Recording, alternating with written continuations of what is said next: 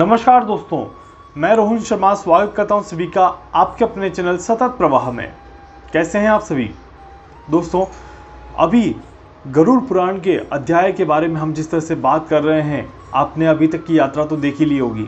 व्यक्ति अपने देह को त्यागता है, आत्मा का रूप धारण करके यमलोक की यात्रा प्रारंभ करता है।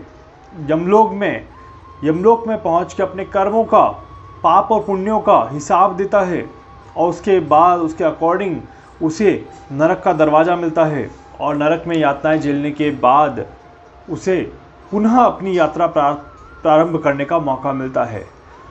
अब ये पुनः जो यात्रा प्रारंभ होती है, ये कैसे होती है? लाइफ, डेथ और वापस लाइफ, ये क्या चक्र है? यही संसार का चक्र है दोस्तों, यही समय का चक्र है। समय का पहिया हमेशा घूमता रहता है और जब तक कि आपको मोक्ष की प्राप्ति ना हो जाए तब तक संसार का पहिया इसी तरह से घूमता रहता है। तो यहाँ पर लाइफ, डेथ एंड लाइफ, यही गरुड़ पुराण में भी समझाया गया है कि जब आप एक अपने शरीर को त्याग देते हैं, उसके बाद अपने कर्मों को अच्छा करने का आपको मौका मिलता है, अपने पापों से मुक्ति पाने का आपको मौका मिलता है और वापस से आपको एक मौका मिलता है जहाँ पर आप जन्म ले सकते हैं, वापस से जन्म ले सकते हैं और जन्म लेके अपने कर्मों को अच्छा कर सकते हैं। अब जन्म कौन सी योनि में होगा, किस तरह से होगा, कैसा होगा, ये सारी वर्णन जो है गरुड़ पुराण में किया गया है। चलिए आज हम उसका थोड़ा सा ब्रीफ करते हैं। गरुड़ पुराण में क्या बताया गया है, वापस जन्म की कहानी कैसी दर्शाई गई है, इसको समझते हैं। गरुड़ पुराण में बताया गया है दोस्तों कि जब गर्भ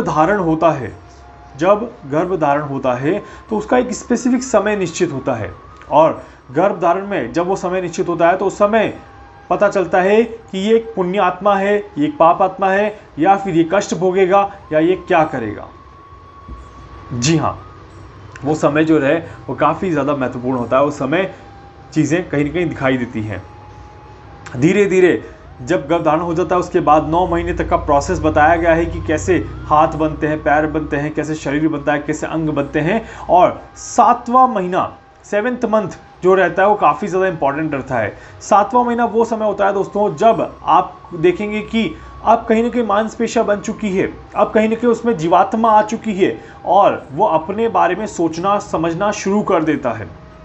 जी हाँ, ये आपको सुन के बड़ा आश्चर्यचकित होगा कि ऐसा कैसे, बट बिल्कुल सही यही बताया गया है गरुड़ पुराण में कि 7वें महीने से जो होता है कि बच्चा सोचना शुरू कर देता है। गर्भ में जब कोई जीव होता है तो वो जीव सोचना शुरू कर देता है, उसे अपने पुराने जन्म की बातें याद आने लग जाती हैं। उसे याद आने लग जाता है कि उसने क्या कर्म किए थे और क्या क्या दिक्कतें महसूस करी थी, क्या पुण्य करने वाला है, वो आगे जाके क्या करेगा, वो उसे सारी चीज़ें यहाँ पर पता चलने लगती है। 7वें महीने में आरंभ से ही जन्मों के कर्मों का ज्ञान उसे होने लग जाता है। जी हाँ, गर्भस्थ जो शिशु होता है, जो जीव होता है, उसे अपने कर्मों का ज्ञान करा दिया जाता है और वो एक ऐसी जगह होता है दोस्तों जहाँ पर वो ना कुछ कर पाता है, ना ही कुछ बोल पाता है, ना ही किसी को कुछ समझा पाता है। जी हाँ, और जिस जगह पर भी होता है उस जगह को भी मल और मूत्र की जगह कहा गया है। बिल्कुल यहाँ पर ऐसी जगह कहा गया है जो कि मतलब जहाँ पर वो ज़्यादा प्रतिक्रियाएं भी नहीं दे सकता और उसकी प्रतिक्रियाओं को कोई समझ भी नहीं सकता। ऐसे में यहाँ पर देखा जाए तो फिर वो कैसे इन कर्मों को पूरा करेगा और कैसे अपने प्रारब्ध को वापस से स्टार्ट करेगा, उसको समझने की कोशिश करते हैं। तो गरुड़ पुराण में कहा गया है दोस्तों कि जैसे जैसे समय आगे बढ़ता है, 9 महीने पूरे होते हैं, 7वें महीने से और 9.5 महीने तक का वो ज्ञान रहता है उसके पास। जब तक कि वो बाहर ना आ जाए, जब तक कि उसका जन्म ना हो जाए, तब तक उसके अंदर वो ज्ञान रहता है और वो पूछता है ईश्वर से कि हे ईश्वर, मैं कोई ऐसा रास्ता बताइए कि मुझे बाहर न जाना पड़े, मुझे वापस उस दुनिया में लौट के नहीं जाना है। मैं नरक में ही ज़्यादा अच्छा था क्योंकि वहाँ पर कम से कम मैं आपकी शरण में तो था, मैं अपने कर्मों का फल वहीं पर भोग लेता हूँ। मुझे वापस से उस दुनिया में मत भेजिए जहाँ से मैं पहले ही निकल चुका हूँ। उस दुनिया में मुझे वापस जाने की इजाज़त मत दीजिए, मुझे आप अपनी शरण में ले लीजिए। मैं कष्ट उठा लूँगा, मुझे पीड़ा सहन करने की आदत हो जाएगी, बट मुझे आपकी शरण में रहना है, मुझे आप ही की शरण में रहने दीजिए। बट समय को आप बदल नहीं सकते, प्रारब्ध को आप बदल नहीं सकते, आपको ये तो भोगना ही पड़ेगा। ईश्वर भी कहते हैं यहाँ पर कि आप अब अपनी यात्रा प्रारंभ कर चुके हैं, अब आप वापस यहाँ से पलट नहीं सकते। तो इसीलिए अब आपको क्या करना है, गर्भगृह से बाहर निकलना ही है। और गर्भगृह से बाहर निकलने में सही समय आने पर आपको कोई रोक नहीं सकता। शिशु की इच्छा नहीं होती गर्भगृह से बाहर आने की, बट कहीं ना कहीं एक परिस्थिति ऐसी बनती है जहाँ पर प्रसव और प्रसव के बाद कहीं ना कहीं शिशु का बाहर आना। अब यहाँ पर बहुत इंपॉर्टेंट चीज़ बताई गई है, बाहर आने से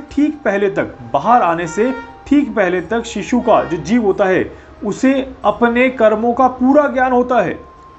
जी हाँ, उसे अपने पिछले कर्मों का पूरा ज्ञान होता है। और बाहर आने से ठीक पहले तक समय का जो फेर है वो यहाँ पर विपरीत गति को प्राप्त होता है, और विपरीत गति को प्राप्त होने के कारण उसका जो वो ज्ञान है वो पूरी तरह से नष्ट होने लग जाता है। जो स्मृति है वो पूरी तरह से नष्ट होने लग जाती है। ज्ञान और स्मृति मतलब कि जो परछाई, जो छाया जो दिमाग में है वो नष्ट होने लग जाती है। और उसके कारण से जैसे ही वो बाहर निकलता है और उसे पता चलता है कि वो इतनी पीड़ा, इतना कष्ट सहन करके जब बाहर आया है और उसकी स्मृति नष्ट हो गई, तो वो एक रोने की प्रतिक्रिया को पूरा करता है। क्रंदन करना, आप सभी ने देखा होगा, नया नया शिशु जब आता है तो वो रोता है सबसे पहले। उसके पीछे गरुड़ पुराण में यही बताया गया है कि वो जो क्रंदन का जो पार्ट होता है, जो रोने का जो पार्ट होता है, उसके पीछे की कहानी क्या होती है कि उस व्यक्ति को अपने पुराने कर्मों याद होते हैं, उसे अपने पाप याद होते हैं, उसे पता होता है कि वो क्या करना चाह रहा है और उसे लगता है कि वो बड़ी जल्दी इस दौर को पूरा कर लेगा।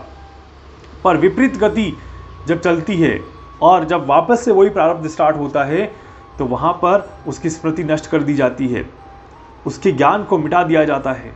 और उस ज्ञान के मिटने के कारण से वो अपने ज्ञान को खोता हुआ देख के रोना आरंभ कर देता है, और रोते रोते वो इस नए जीवन में प्रवेश करता है, नए युग में प्रवेश करता है, और नए युग में कहीं ना कहीं अपनी यात्रा को आरंभ करने की कोशिश करता है। गरुड़ पुराण में कहा गया है कि कोई भी व्यक्ति अगर शमशान भूमि में जन्म लेता है, या फिर पुराणों को पढ़ते पढ़ते जन्म लेता है, या सुनते सुनते जन्म लेता है, तो उसे वैसी ही बुद्धि मिलती है, उसे वैसा ही ज्ञान मिलता है जो एक स्थिर होता है, और उसे ज़्यादा परेशानी नहीं होती, और वो अपने कर्मों को बहुत जल्दी और बहुत आसानी से पूरा कर देता है। बाकी दूसरे अगर तरह से देखा जाए, जो नॉर्मल प्रसव होता है, जिसमें नॉर्मल बच्चा पैदा होता है, उसमें व्यक्ति मोह और माया में गिर जाता है। माँ के स्पर्श से सीधा का सीधा वो उस माँ के प्यार में विलीन हो जाता है, और माँ की ममता के आचरण में आके वो एक इस दौर को अपना लेता है। वहाँ पर वो फिर अध्यात्म में मोक्ष की तरफ जा ही नहीं पाता, और उसे पता भी नहीं चल पाता कि उसकी एक यात्रा यहाँ से वापस से आरंभ हो चुकी है। यहाँ पर सिर्फ मनुष्य का ही जन्म प्राप्त नहीं होता दोस्तों, शिशु को यहाँ पर अलग अलग तरह से जन्म प्राप्त होता है। सिर्फ मनुष्य का ही जन्म ना हो, आप जानवर की योनि में भी जन्म ले सकते हैं। जी हाँ, और काफ़ी बार आप देखेंगे कि छोटे बच्चे को भी बहुत ज़्यादा परेशानियाँ होती है, छोटे बच्चे को भी बहुत ज़्यादा बीमारियाँ लग जाती हैं। ये सारी जो बीमारियाँ, ये सारी जो परेशानियाँ हैं, ये उन्हीं कर्मों के माध्यम से आती है आपके साथ साथ कर्म चलते रहते हैं आपके पुराने जैसे, और वहाँ पर आपको कहीं ना कहीं दिक्कतें, परेशानियाँ महसूस होती रहती है। तो इसीलिए दोस्तों, जैसे ही आप इस दौर में, मतलब कि जैसे ही आप इस दुनिया में प्रवेश करते हैं, वैसे ही आपके कर्मों का लेखा जोखा वापस से स्टार्ट हो जाता है, और पुराने कर्मों का प्रायश्चित भी आपका उसी समय से स्टार्ट हो जाता है। इसीलिए इंसान को हर एक उम्र में कोई ना कोई दुख तो झेलना ही पड़ता है, कोई ना कोई परेशानी झेलनी ही पड़ती है, और उस दुख और उस परेशानी को झेलने के बाद ही वो अपने कर्मों को अच्छा कर पाता है, और उस कर्मों को अच्छा करने के बाद ही वो एक मोक्ष की तरफ जा पाता है। तब तक उसे मोक्ष प्राप्त नहीं होता, वो मोह माया सांसारिक जीवन में ही लीन रहता है, और वहाँ पर उसे पता भी नहीं चलता कि वो किस दिशा में जा रहा है और कैसे जा रहा है, कैसे वो आगे बढ़ेगा और कैसे वो अपने नए जीवन को पूरा करेगा। बट हमारा भी अपना पुराना कर्म रहा होगा, हम भी अपना कर्म करेंगे, और हम भी अभी के जीवन में सिर्फ और सिर्फ प्रायश्चित ही कर रहे हैं, इससे ज़्यादा हम कुछ नहीं कर रहे। हमें घमंड बहुत होता है अपने आप पर, अपने जीवन पर, पैसों पर, मेरे पास ये है, मेरे पास वो है। क्या करोगे, कब तक करोगे, कहाँ तक लेके जाओगे साथ में? हकीकत में तो आप अपने जीवन का प्रायश्चित करने आए हैं यहाँ पर, ना कि आप सारा जो पैसा वैसा जो है वो लेके साथ में जाने के लिए आए हैं। जाते समय हाथ खाली ही रहेंगे, रास्ता वही है, उसी रास्ते से गुजर के आपको भी जाना पड़ेगा। और अपने कर्मों का हिसाब आपको भी देना पड़ेगा। तो इसीलिए इतना परेशान मत होइए, इतना टेंशन मत लीजिए और इतना ज़्यादा खुश भी होने की ज़रूरत नहीं है कि आप तो बहुत अमीर हैं, आपकी तो यात्रा बड़ी अच्छी चल रही है। असली यात्रा बाकी है, यहाँ तो प्रायश्चित चल रहा है। हो सकता है कि आपने पिछले जन्म में कोई अच्छे कर्म किए हों कि आपको इस जन्म में ऐशो आराम की ज़िंदगी मिली, और इस ऐशो आराम के चक्कर में ऐसे पाप न कर बैठें कि आपको आने वाला जन्म इससे भी ज़्यादा बदतर हो जाए आपका। तो इसीलिए दोस्तों इस बात का आपको विशेष ध्यान रखना चाहिए। जैसे जैसे आप आगे बढ़ते हैं, जैसे जैसे आप अपने जीवन में अच्छे कर्म करते हैं, वैसे वैसे आपका प्रारब्ध अच्छा होता जाता है, वैसे वैसे आपका जीवन अच्छा होता जाता है। सैकड़ों योनियां पार करके मनुष्य जीवन में आने का मौका मिलता है। सैकड़ों योनियां, जी हाँ, 84 लाख योनियां हैं दोस्तों। उसमें से पता नहीं, न जाने अनगिनत योनियों को पार करना पड़ता है। उसके बाद जाके आपको कहीं ना कहीं मनुष्य जीवन मिलता है। मनुष्य जीवन एकमात्र योनि है जहां पर आपको प्रायश्चित करने का मौका मिलता है, जहां पर आपको अपने कर्मों को सुधारने का मौका मिलता है, जहां पर आप अपने आप को मोक्ष की तरफ लेके जा सकते हैं। जी हाँ, मनुष्य जीवन एकमात्र योनि है जहां पर आप अपने पापों को खत्म करके अपने कर्मों को अच्छा कर सकते हैं और अपने आप को मोक्ष की तरफ लेकर के जा सकते हैं। तो इसीलिए दोस्तों मौका है और दस्तूर भी है और आपके पास मनुष्य जीवन भी है, तो क्यों ना कुछ अच्छे कर्म किए जाएं और अपने इस जीवन को अच्छा किया जाए, ताकि आगे वापस ऐसी चीज़ें आपको झेलने का मौका ना पड़े। उम्मीद करता हूँ ये वीडियो आपको अच्छा लगेगा। वीडियो को प्लीज़ लाइक कर दीजिएगा, चैनल को प्लीज़ सब्सक्राइब कर दीजिएगा, बेल आइकन पर क्लिक कर दीजिएगा। इसके अलावा अगर आप मुझसे कुछ पूछना चाहते हैं, कुछ जानना चाहते हैं, अपने बारे में कुछ समझना चाहते हैं, आप मुझसे संपर्क कर सकते हैं। मैं पूरी कोशिश करूँगा आप सभी की मदद यहाँ पर कर सकूँ। धन्यवाद।